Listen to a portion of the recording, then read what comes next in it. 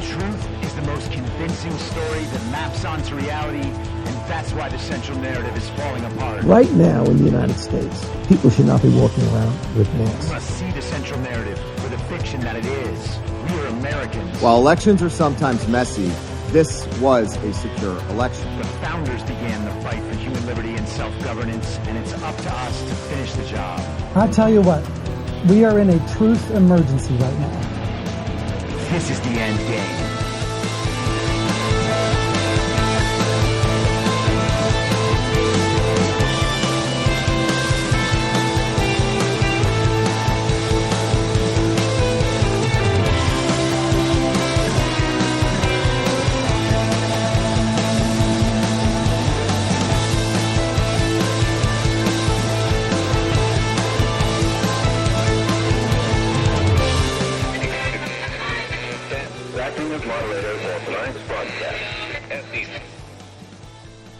It's Friday, March 29th, 2024, the 1164th day of dystopia.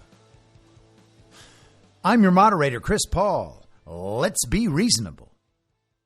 A warm welcome and hello to all of you listening to the podcast on the day of its release. The only way to do that is by becoming a paid subscriber at imyourmoderator.substack.com.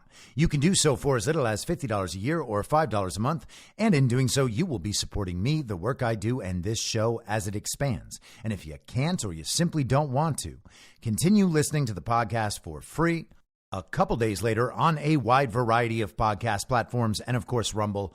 All I ask is that you share it with your friends. You can find the links to the podcast, the writing, the social media, and the merch site by visiting linktree.com/I'm your moderator.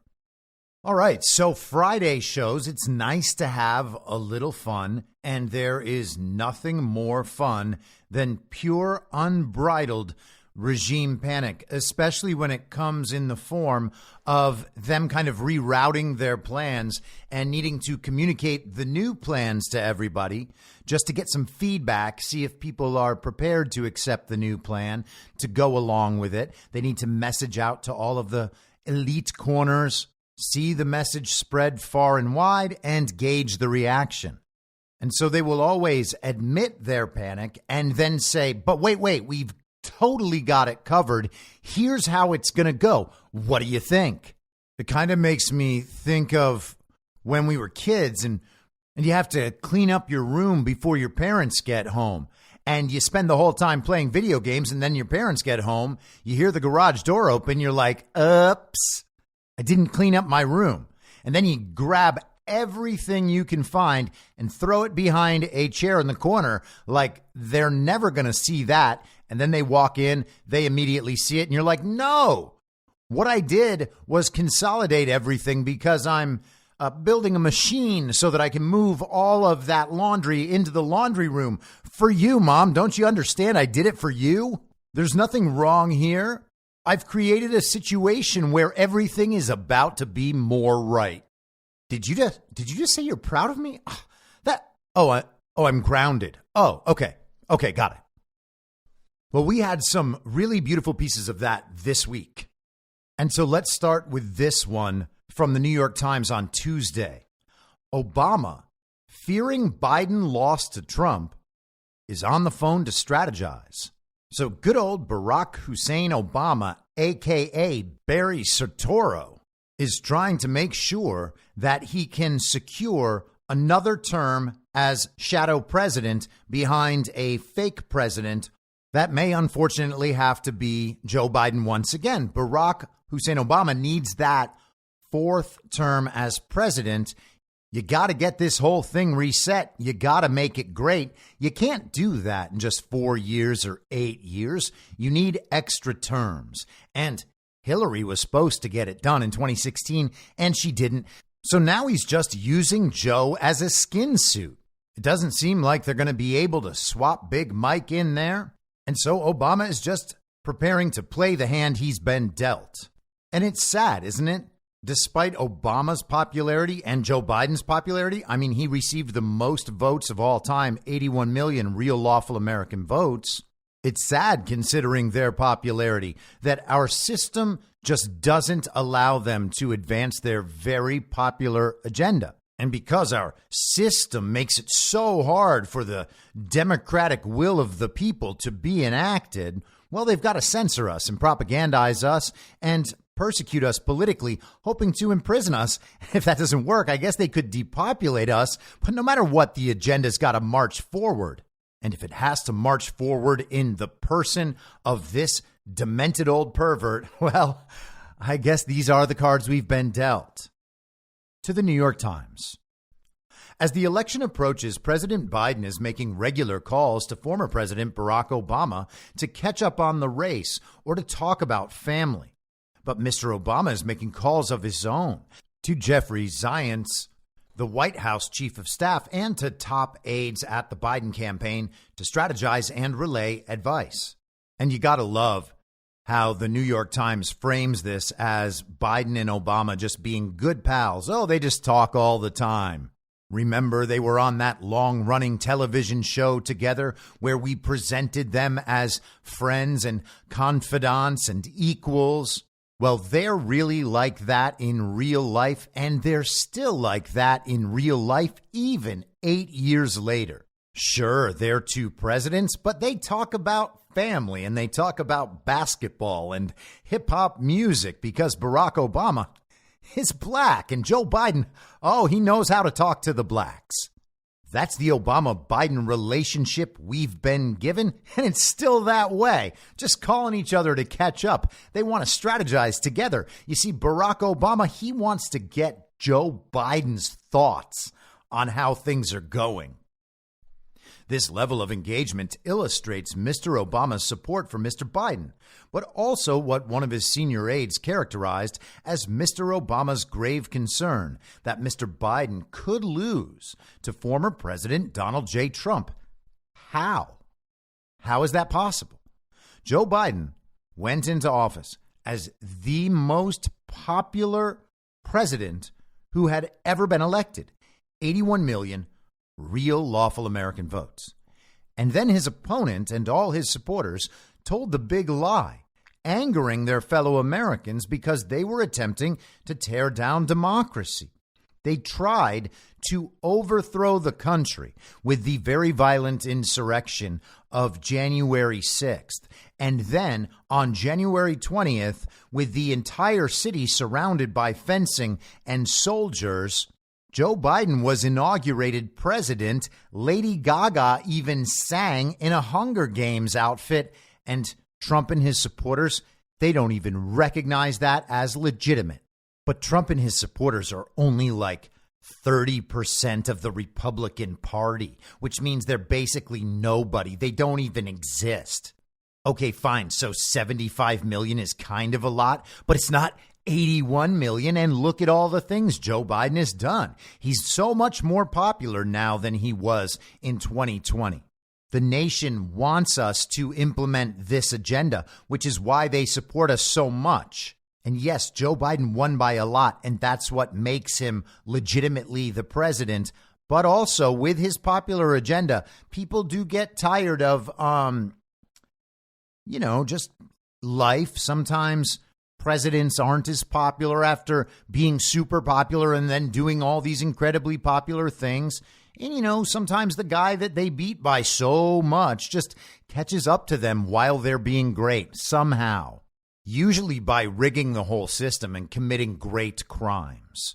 Let's continue with the New York Times. It makes sense so far. The aide, who is not authorized to speak publicly, darn it, I thought they would have someone on the record, said that Mr. Obama has always been worried about a Biden loss.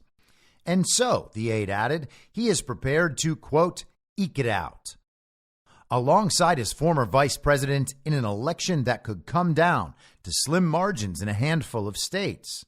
Oh, the slim margins in a handful of states thing again for the zillionth election in a row.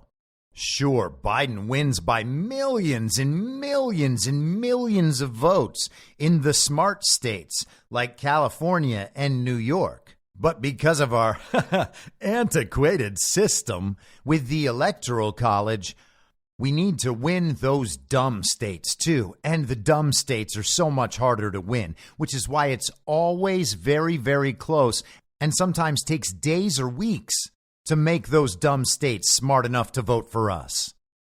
Perhaps for the first time, the two are on the same page about Mr. Biden's future. In a sign of things to come, they are to appear together with former President Bill Clinton at a major fundraiser for the Biden campaign at Radio City Music Hall in New York on Thursday. It was not always this way. In 2015, as Mr. Biden was grieving the loss of his eldest son, Beau, and contemplating running for the presidency, it was Mr. Obama who gently suggested that it was not his time. Oh yeah, that's how things work. Just a gentle nudge to say, hey, Joe, you know how it is. You need to step aside or that psychopath Hillary is going to kill everyone. So Barack decided it was not Joe's time. And then it looked like it was going to be Bernie's time, but Barack decided it was not going to be Bernie's time either. They called Jim Clyburn down in South Carolina and say, hey, Jim, turn on the election fraud machine. Don't worry. We'll just tell them that the blacks love this homicidal maniac. And if that doesn't work, in a few years, we'll tell everyone the blacks love this Klansman. But let's get back to this tale of two great men just palling around deciding who runs the country.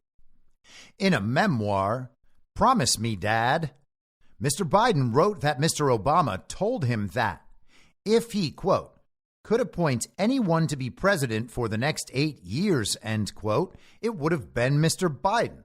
The vice president wrote that, quote, the mere possibility of a presidential campaign, which Beau wanted, gave us purpose and hope, a way to defy the fates, end quote. Now, here's the thing. There's no way Joe Biden wrote that. There's also no way Joe Biden felt that.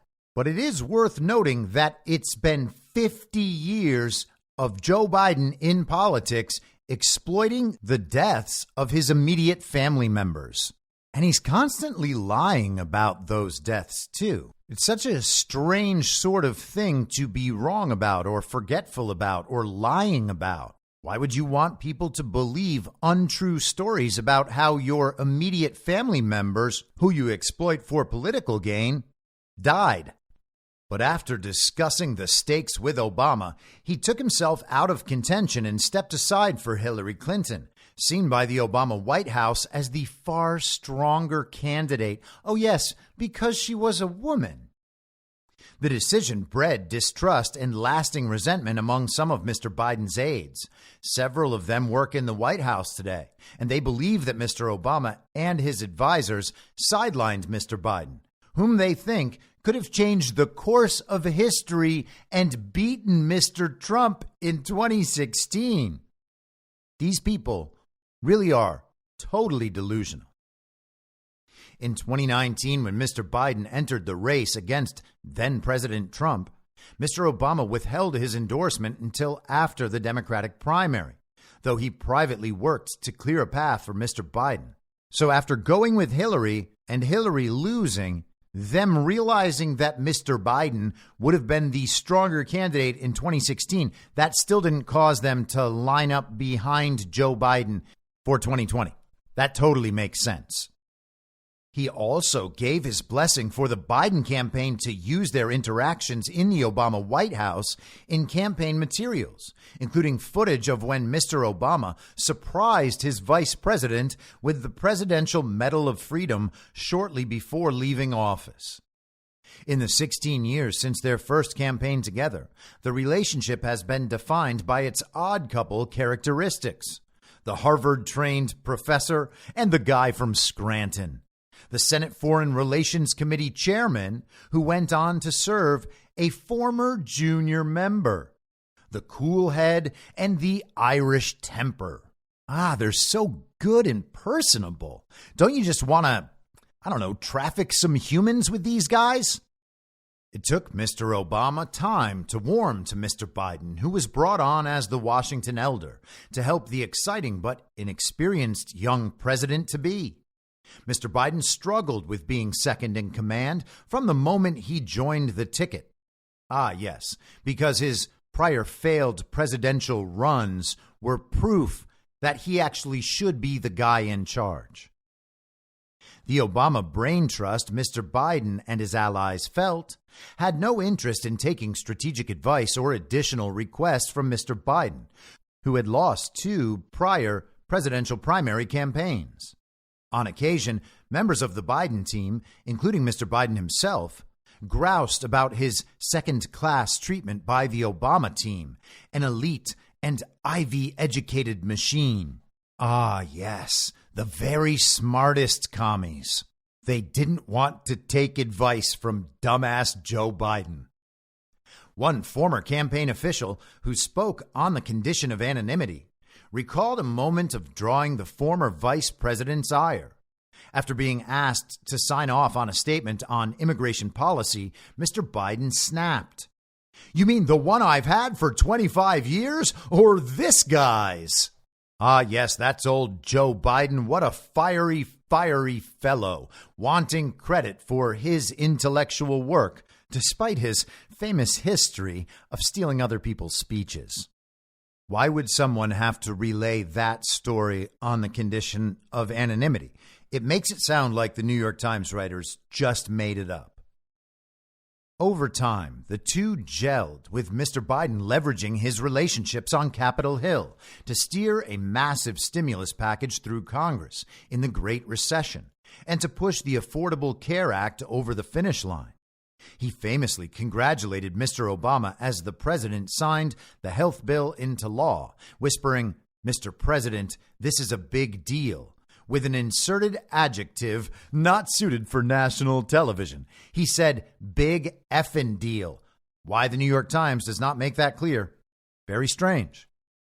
The two were not aligned on everything. Mr. Biden was vehemently against Mr. Obama's decision to send more American troops to Afghanistan in 2009, a disagreement that would become a focal point for Robert Hur, the special counsel who investigated the president's handling of classified documents. A classified and handwritten document memo Mr. Biden sent to Mr. Obama on Afghanistan had been found at Mr. Biden's residence in Delaware by investigators. So Biden had a memo that he sent to Obama. Wonder how he got it back. Wonder why he took it home. Did he want proof that he was against Obama's decision at the time?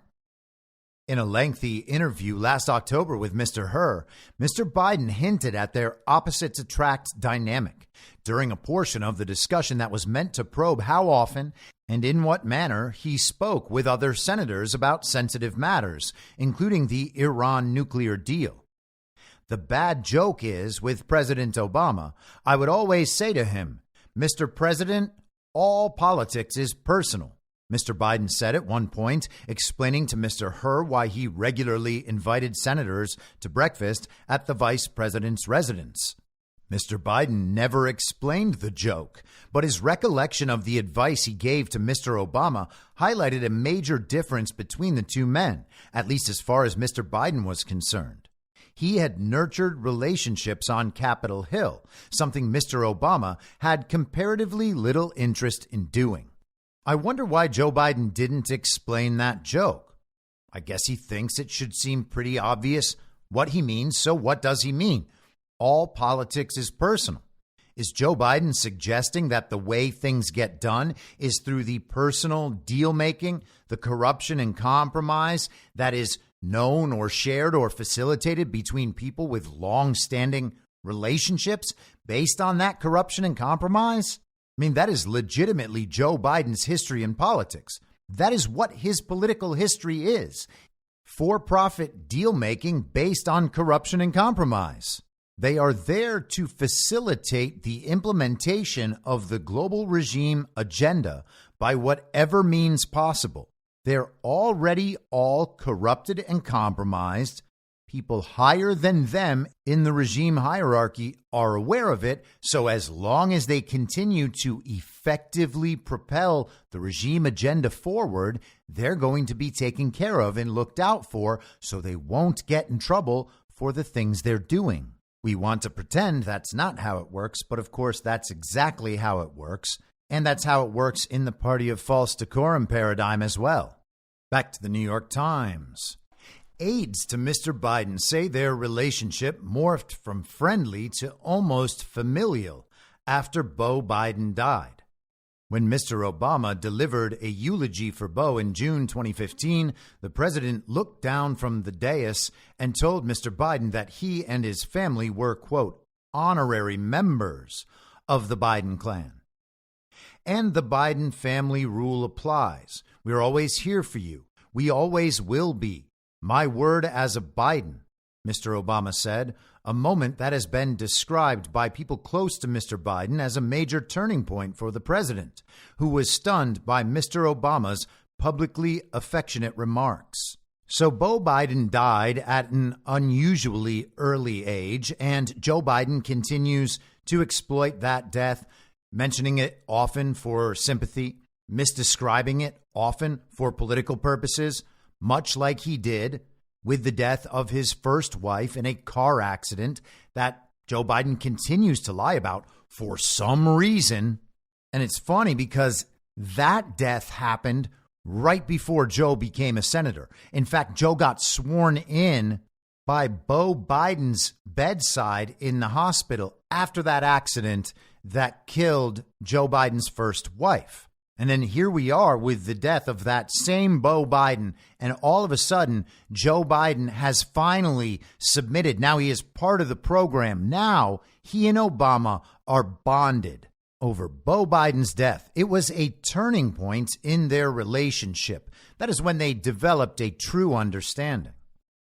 But during his interview with Mr. Hur, Mr. Biden explained another crucial disconnect.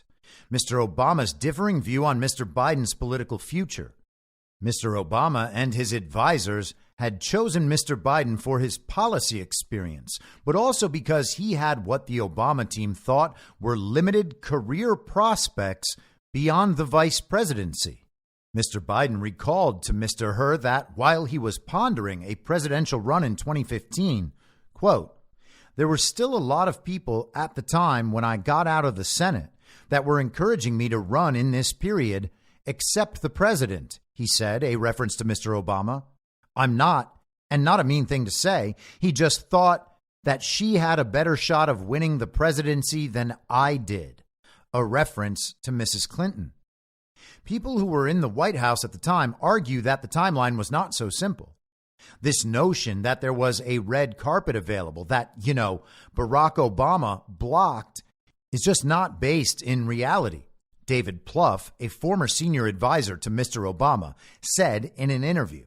David Plouffe, by the way, is the former Obama advisor who works for Mark Zuckerberg at the Center for Tech and Civic Life. He also wrote a book called A Citizen's Guide to Beating Donald Trump, where he basically laid out the election fraud strategy in 2020 and believed, by the way, that they needed about 65 million votes to beat Donald Trump. Well, they got 81 million. Isn't that amazing with the data and access that people like David Plouffe have working for not only Barack Obama, but Mark Zuckerberg? He's just off in his goal by 16 million votes. It's incredible.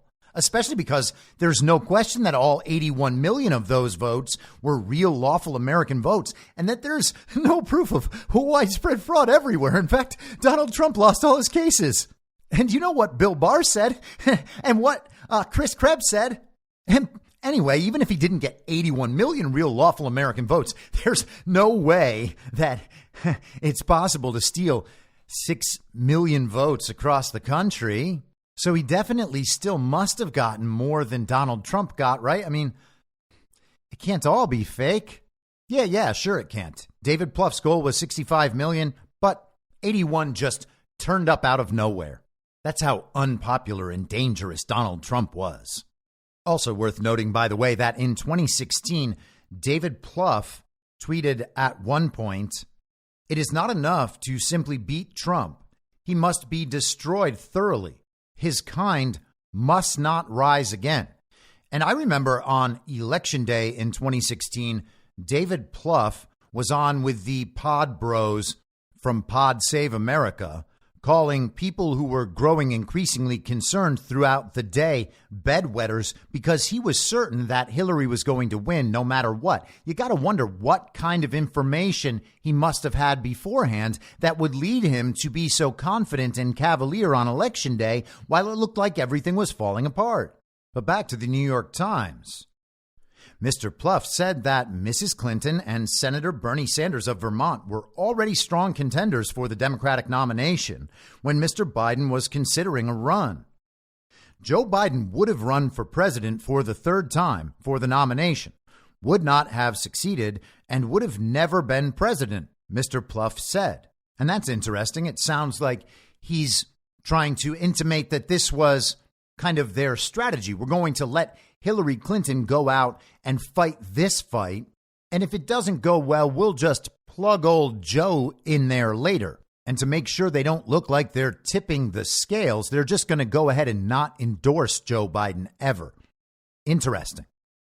Still, White House officials and those working for Mr. Obama say that any lingering distrust at the staff level has dissipated, given what they see as the urgent need for Mr. Biden to beat Mr. Trump in November. Privately, Democrats close to Mr. Obama said that their concerns over Mr. Biden's prospects have been assuaged somewhat by the president's confrontational performance during his State of the Union address. So he has given the same State of the Union speech for years in a row now, kind of always hinting that he's actually the one with the pro-America agenda. He's the one who understands how things around the world are really supposed to work. Donald Trump and all the dummies that support him, they don't realize that Mr. Biden is actually the one that's getting all the good things done for them. Total inversion always. But they made sure to get Joe Biden some extra Adderall or whatever they pump into him so that he could be high energy and super angry, scream his entire State of the Union speech, so much so that virtually everyone is embarrassed for him. But that was their plan. So the media could present Joe Biden as ready for the fight, strong and passionate and motivated and driven, all of it rooted in a firm understanding of the unique danger that Donald Trump presents. He must be faced head on. And old Scranton Joe is the only one scrappy enough to do it. Joe Biden's State of the Union speech was so powerful among the very tiny circle of totally delusional communists that align with Barack Obama that it has restored their faith in Joe Biden's ability. That is what we are supposed to pretend. Everyone watched the State of the Union. We are supposed to believe that there is a group of people, and true insiders at that, who think that Joe Biden's performance was so strong that he has convinced the country he's the man to take on Donald Trump. And that no matter what doubts they might have about Joe's ability, Donald Trump represents a real danger.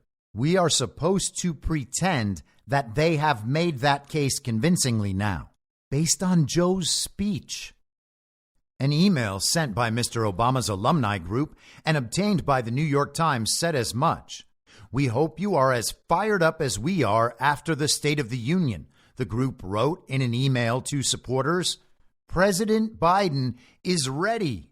Oh, wow. Did Mr. Obama's alumni group send that out in an email? So powerful.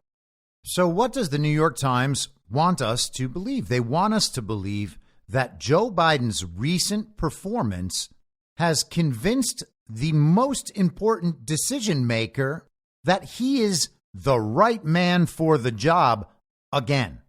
Despite the country learning that all the rumors about Joe Biden and his family's business and his history and his racism and his incompetence and the fact that he can't stop sniffing kids, despite the country now understanding that all of that really just is Joe Biden, he's stronger than ever. Stronger than he ever was when he received 81 million real lawful American votes. Now he's got Barack Obama's support. The mainstream media has run some stories this week about how Joe Biden seems like he might be gaining back the momentum in the polls. And if you are Trump deranged, that's all you need. Oh, so you're saying he has a chance? Well, if he has a chance, then it's a sure thing because, everybody knows that we steal elections. These are the sorts of stories that generate great positivity among those in the uniparty hate movement.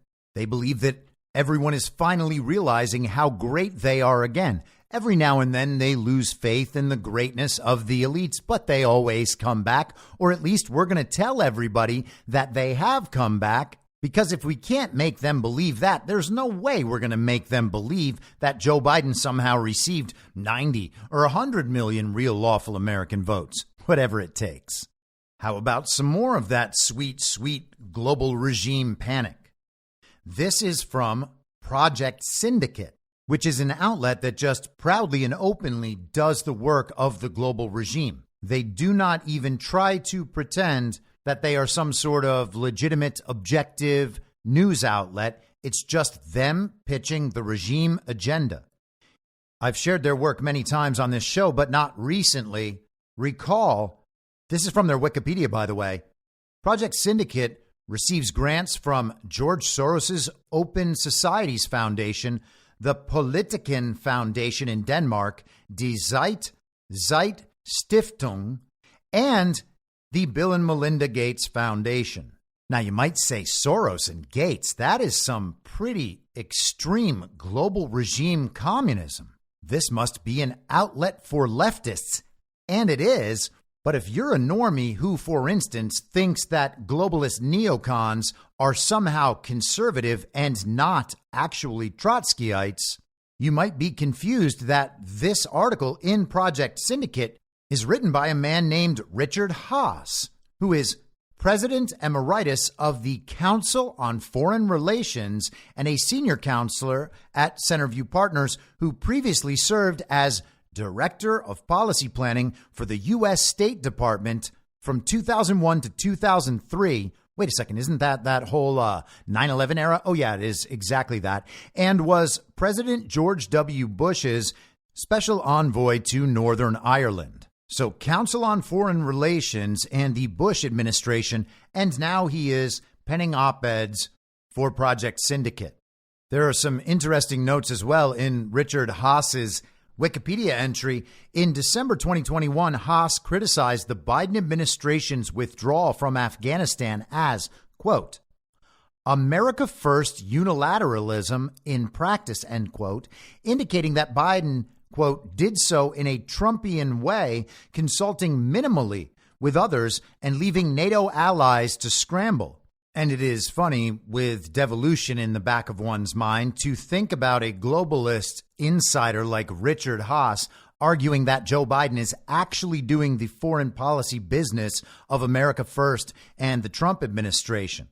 But going on in this Wikipedia entry, in April 2023, former U.S. officials, including Richard Haass, Charles Kupchan, Thomas Graham, and Mary Beth Long, among others, were reported to have conducted unofficial meetings with Russian diplomat Sergei Lavrov. And that is according to NBC News. Going on. In an extensive article published by the Council on Foreign Relations, Foreign Affairs, Haass and Kupchan detailed what they termed as, quote, a plan for getting from the battlefield to the negotiating table, end quote. These interactions were allegedly centered on adjusting U.S. policy with the intent of facilitating Russia's acquisition of Ukrainian territory, an action that is purportedly in violation of U.S. law. The engagement of former U.S. officials in informal dialogues with Russians has led to a schism among American diplomats, foreign policy academics, and national security experts. Michael McFaul, former U.S. ambassador to Russia under President Obama, voiced concern that conversations about potential resolutions involvement of Ukraine representatives could undermine the stance of the Biden administration insisting that Ukraine's future can't be decided in back rooms. If you're having track 2 negotiations about how to end the war, Ukrainians have to be there, said McFaul. So Richard Haass and some other quote unquote foreign policy experts were conducting negotiations on behalf of the U.S. government? Well, how's that possible? On behalf of the Biden administration? Doesn't sound exactly like Haass and crew are aligned with the Biden administration, but they're meeting with Lavrov. I mean, Sergei Lavrov is a serious man. Why is he meeting with these people, and who are they representing if they're not there on behalf of the Biden administration and they're not there on behalf of Ukraine or including actual Ukrainians in the conversation? And when you hear that, you got to ask, why is anyone negotiating on behalf of Ukraine unless they're Ukrainian? It's like there's some other regime that actually runs Ukraine. And maybe that same regime runs the United States. And maybe Richard Haass serves that regime in a capacity that doesn't require interacting with the illegitimate and fake Biden administration. But that's all a conspiracy theory. Joe Biden received 81 million real lawful American votes and, of course, sits as a legitimate president who has his wits about him and very much has his finger not only on the button, but on the pulse of the American people. He's not only legitimate, he represents all of us and governs us with the consent of the people. He is there to implement our will as president and commander-in-chief of the military. And it just turns out that no one actually needs to get his input on anything ever. But let's hear what Richard Haass has to say in the pages of Project Syndicate. The headline, America's Year of Living Dangerously. Subheadline, if the United States is distracted and divided over the results of the presidential election in November, it will lack the focus and unity to act in the world. America's adversaries could be tempted to take advantage and press to achieve long-sought objectives. Now, if that is not full-on narrative seeding, I don't know what is. So let's hear about the future that Richard Haass and his global communist pals have planned for us. More than 6 countries will hold elections this year, but none will be more consequential than the one scheduled for November in the United States. After all, what happens in the U.S. invariably has outsized impact, given America's economic, military, and diplomatic power and influence. Countries in both Europe and the Indo-Pacific count on the U.S. to guarantee their security, a guarantee they have not had reason to question for more than 3/4 of a century. How about that? What was 3/4 of a century ago? Oh, that was the end of World War II, when the global regime drew new borders on maps all across the world and decided that the United States of America would be the global police force to enforce all of those new borders that they've drawn. Why did we get to play that role as the world's new enforcer? Oh, because we, quote unquote, won World War II. And you got to understand, winning a world war is like being in a relay race. You just take the baton from the prior winners and you just keep going with their same program. That's how all those Nazis and commies and fascists in the global regime back then just kept on running things. They just moved around the world to countries of the quote-unquote West, and of course Israel, and just kept the whole program going.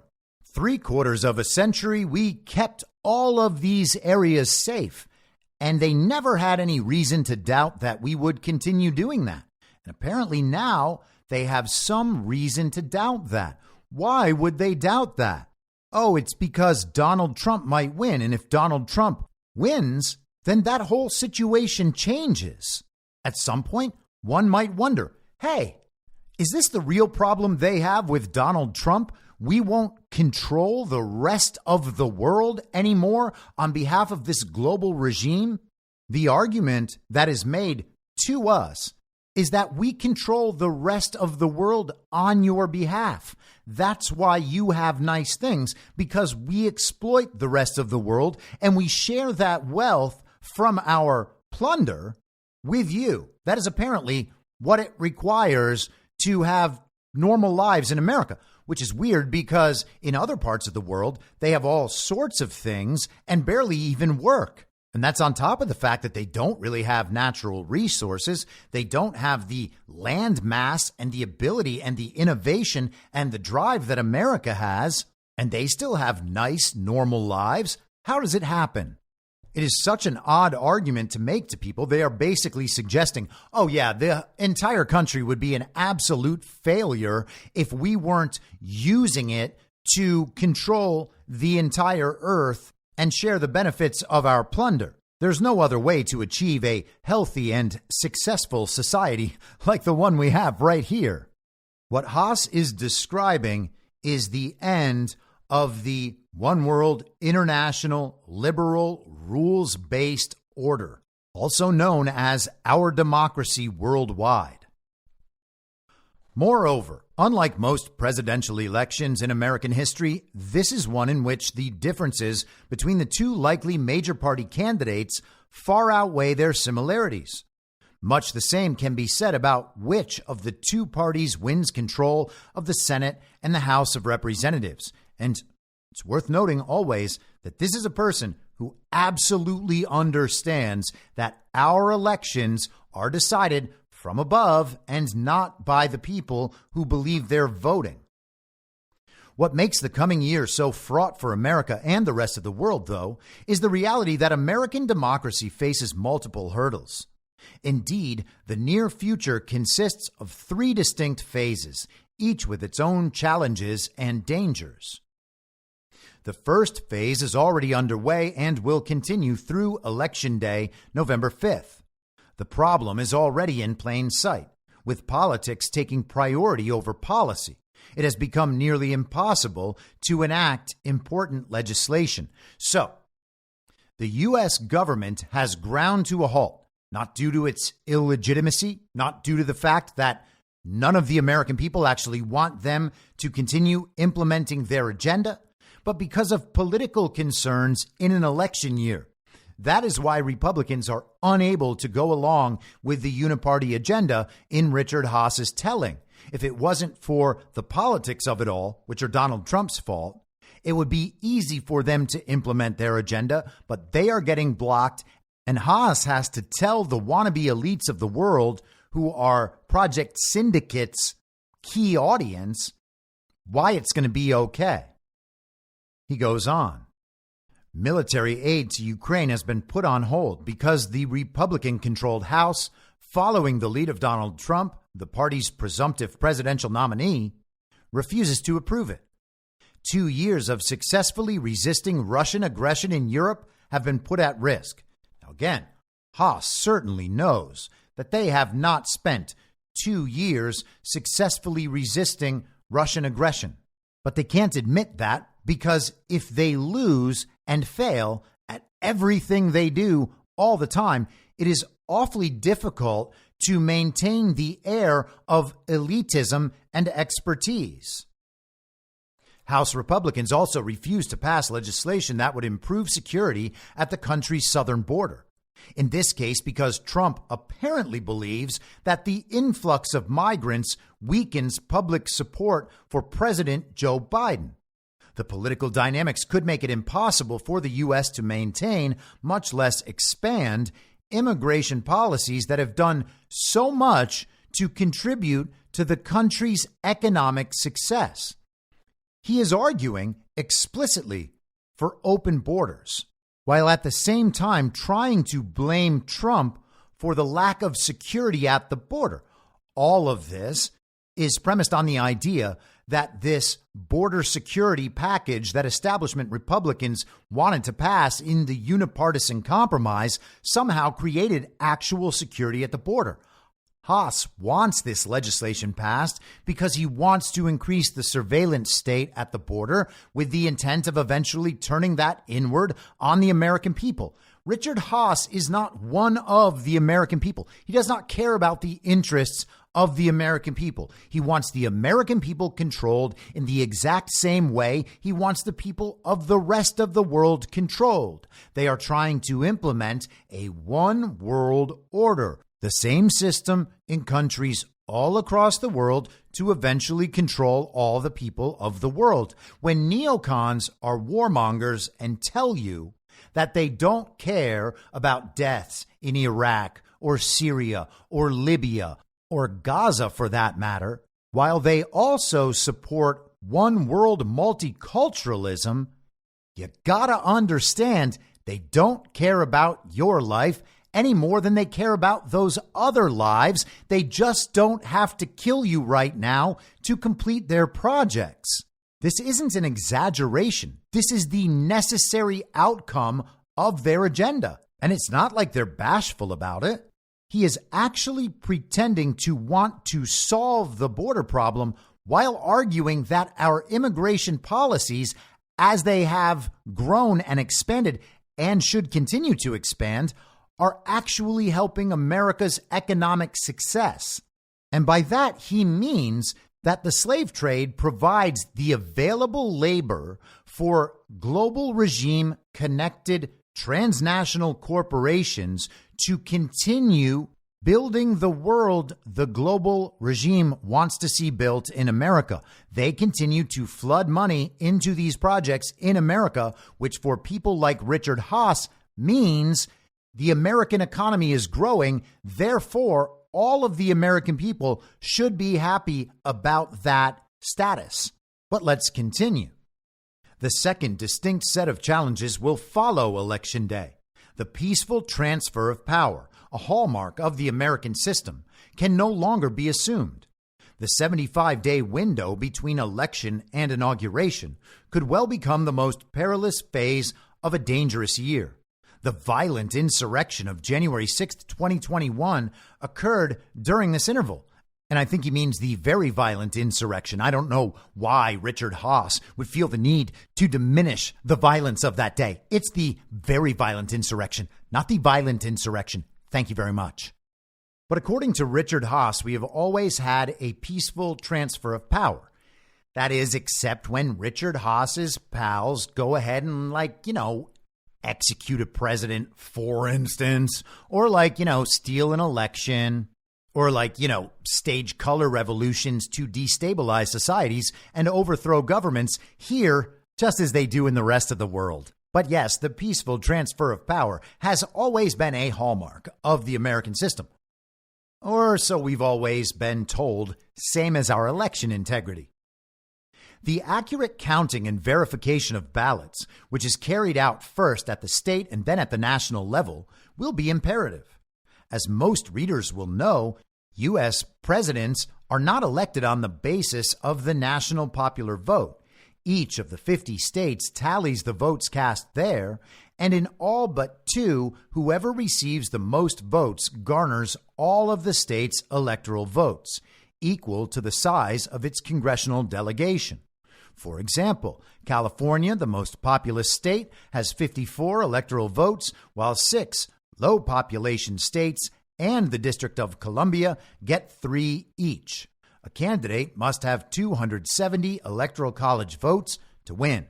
And for the record, this whole process, this transition in America, whatever this is, should not end until Washington, D.C. no longer has 3 electoral college votes.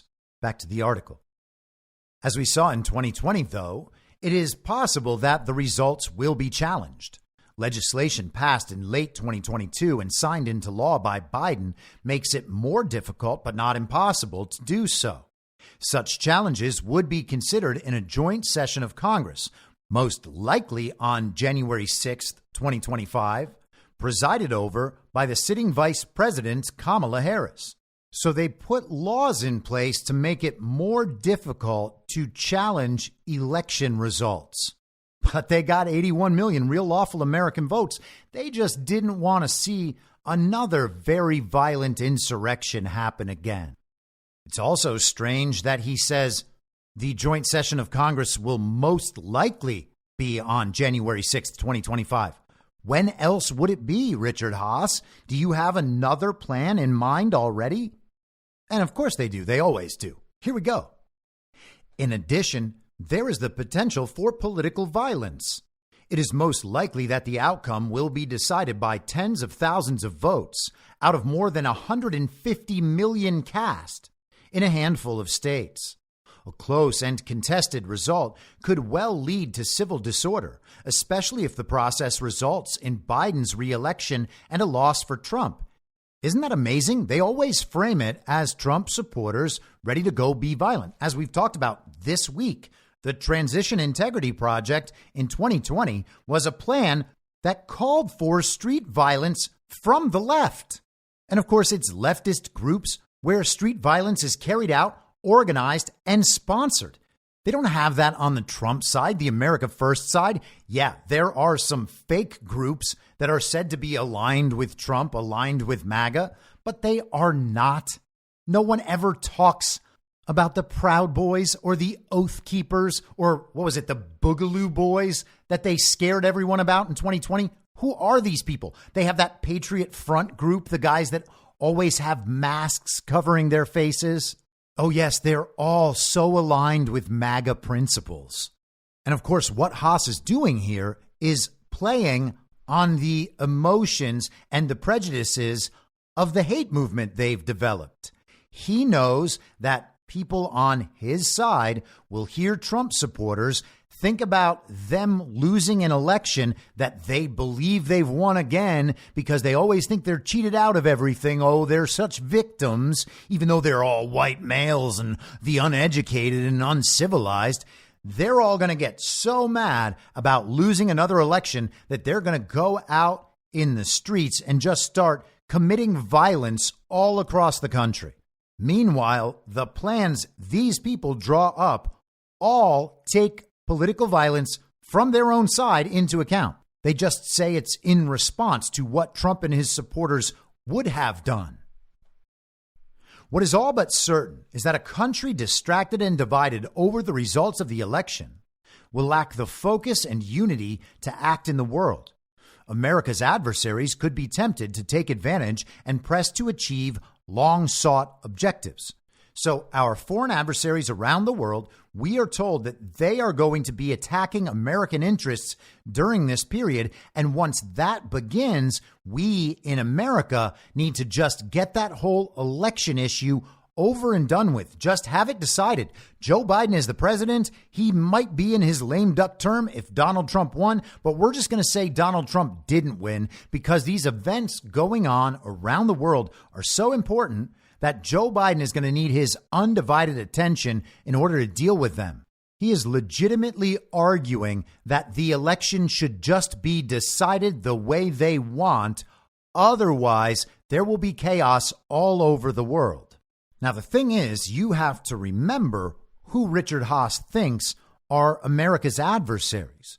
In his mind, the adversaries are the sovereign nationalist leaders around the world who are, in some sense at least, aligned with Donald Trump and the MAGA agenda. They want America to focus on America first, just like America wants these other countries to focus on themselves while we focus on ourselves. There is not going to be one centralizing, organizing force of the world as the global regime had intended. We are watching the emergence of the multipolar world order. So when Haass talks about all of this, you have to imagine that events like China eliminating the global regime from Taiwan will be framed as something that is terrible for America. Therefore, we need to immediately reinstall Joe Biden in office. But when that time comes, the response will be to make sure everybody understands, yeah, we actually don't need to get involved in that China-Taiwan thing. And we especially don't need to get involved in it so desperately that we just need to wrap up our election process in order to take care of these important concerns around the world. The third and final challenge will begin early next year on Inauguration Day, January 20th, 2025. If Biden is reelected, much will depend on whether his election is accepted by Trump's supporters and on which party controls the Senate and the House. One can imagine a scenario in which little changes. Republican congressmen refuse to work across party lines to pass needed legislation. And here's the thing, Richard Haass, there's no such thing as needed legislation. What we should do is just remove all legislation that has ever been done. Let's go all the way back to the Constitution and the Bill of Rights, and we can just start forward from there. Once again, we will actually figure out which legislation is needed and go ahead and pass it. Because the goal is to have people like you, Richard Haass, no longer involved in any of the decision-making process whatsoever. And if we actually have legitimate elections, none of you will be involved in the process. The global regime and its agenda are failing worldwide as the multipolar world order emerges, and so they're certainly failing in the United States as well, and that's because no one wants this shit. A different sort of test faces America and the world if Trump regains the presidency. Trump has voiced skepticism of America's membership in NATO and even encouraged Russia to attack NATO members that do not spend enough on defense. And oh yes, that is totally what he was doing. He has threatened to levy 60% tariffs on Chinese imports while reportedly questioning whether the U.S. should defend Taiwan against Chinese aggression. He continues to show a penchant for autocrats and a disdain for America's democratic allies. And that, my friends, is globalist panic. He is asserting that all these things are somehow things that Americans should want or do want, and Donald Trump is just going to take them away.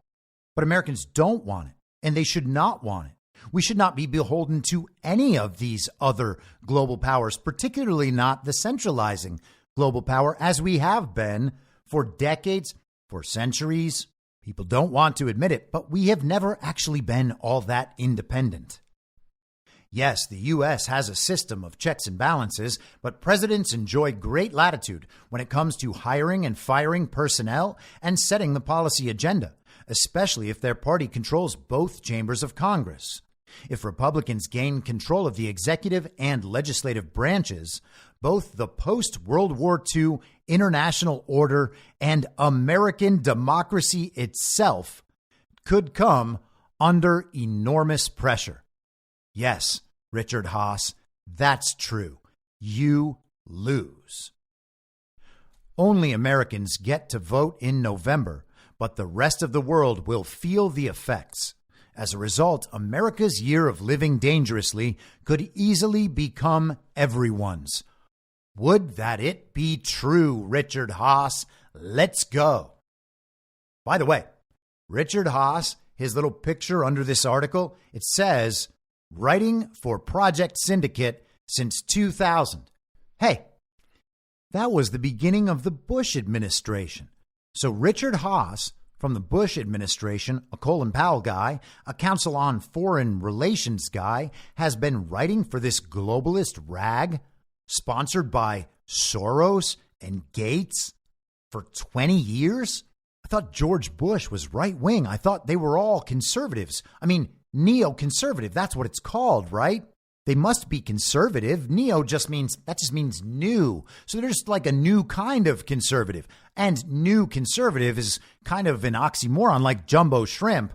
But hey, new is better than old. So maybe it just means better conservative, like more conservative. And everybody tells us they're super right wing. I mean, they're very militaristic. So that's what neo means, just better conservatives. Oh, no, that's not what it means. It just means that they follow Trotsky. They are globalists. They always have been. They always will be. The panic is coming because now they're getting crushed. They're telling you about the options they still believe they have on the table.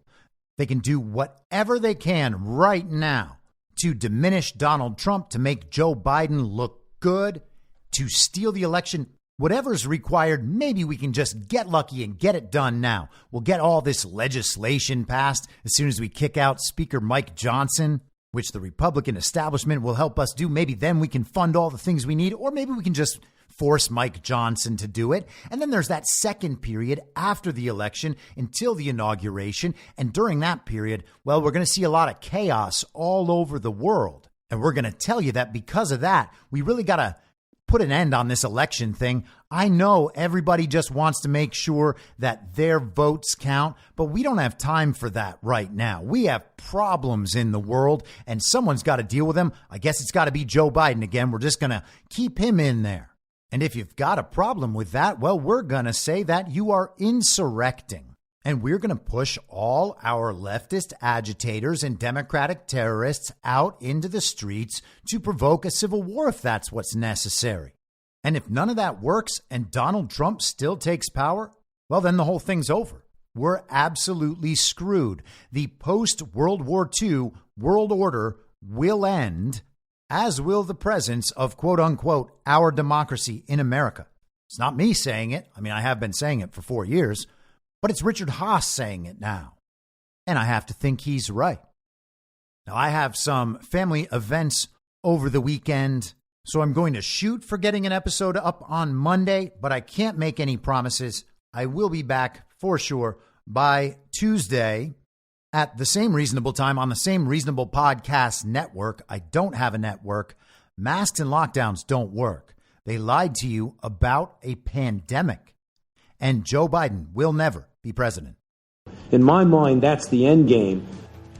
If you're listening to this episode for free, you can support me and support the show and the work I do by signing up for a paid subscription at imyourmoderator.substack.com. You can do so for as low as $50 a year or $5 a month. Comes out to under $0.25 per episode, and you'll blast right through the paywall for all of the writing. The merch store is www.cancelcouture.com, and you can find everything else by heading to Linktree. Linktree.com/imyourmoderator. And I'll see you soon out on the range.